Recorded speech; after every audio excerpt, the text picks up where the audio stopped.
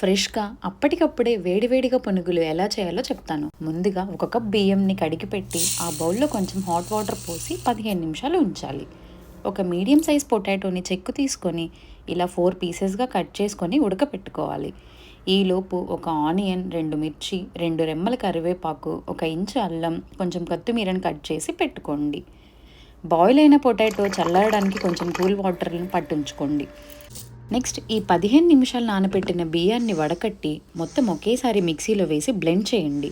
బియ్యం సగం మెదిగాక పొటాటోని వేసి కొంచెం ఒక క్యాప్ వాటర్ పోసి బ్లెండ్ చేయాలి. వాటర్ ఎక్కువ అయితే పిండి జావగా వచ్చి పునుగులు సరిగా రావు. సో కొంచెం నీళ్ళని మాత్రమే పిండి మెదగడానికి పోసుకోవాలి. పిండి అనేది గట్టిగా గ్రైండ్ చేసుకోవాలి. పట్టుకొని చూస్తే చాలా స్మూత్గా ఉండేలా. ఈలోపు కడాయిలో ఆయిల్ పోసుకొని వేడి చేసుకోండి. గ్రైండ్ చేసి పెట్టుకున్న పిండిని ఒక గిన్నెలోకి తీసుకొని 1/2 టేబుల్ స్పూన్ సాల్ట్, కట్ చేసి పెట్టుకున్న ఆనియన్, అల్లం, కరివేపాకు అలానే కొత్తిమీరను వేసుకొని బాగా మిక్స్ చేసుకోవాలి. నూనె కాగిందో లేదో తెలుసుకోవడానికి ఇలా చిన్న చిన్న పునుగుల్ని వేసుకొని చూసుకోవాలి. నూనె వేడవ్వకపోతే పునుగులు సరిగా పొంగవు. నూనె బాగా వేడిగా ఉన్నప్పుడే పిండిని తీసుకొని చిన్నగా నూనెలోకి డ్రాప్ చేసుకోవాలి. మరీ ఎక్కువగా వేసుకుంటే ఒకదానికొకటి అతుక్కుంటాయి.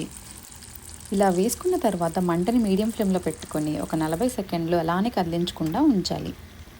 ఆ తరువాత నెమ్మదిగా తిరగవేయాలి. నాకు సడన్గా అప్పటికప్పుడు తినాలనిపించి చేసుకున్నాను. సో టైంకి మిర్చి కూడా లేవు. మంటని మీడియం ఫ్లేమ్లోనే ఉంచుకొని ఇలా 2 వైపులా గోల్డెన్ కలర్లోకి ఫ్రై అయ్యాక ఒక గిన్నెలో టిష్యూ పేపర్ పెట్టుకొని వేసుకోవాలి. ఎక్స్ట్రా ఆయిల్ ఏమన్నా ఉంటే అదే పీల్చుకుంటుంది. సాఫ్ట్ అండ్ క్రిస్పీగా అప్పటికప్పుడు మీరు కూడా ఇలా చేసుకోవచ్చు. మీ ఇంటికి ఎవరైనా సడన్గా వస్తే ఈ సింపుల్ రెసిపీని ట్రై చేయండి.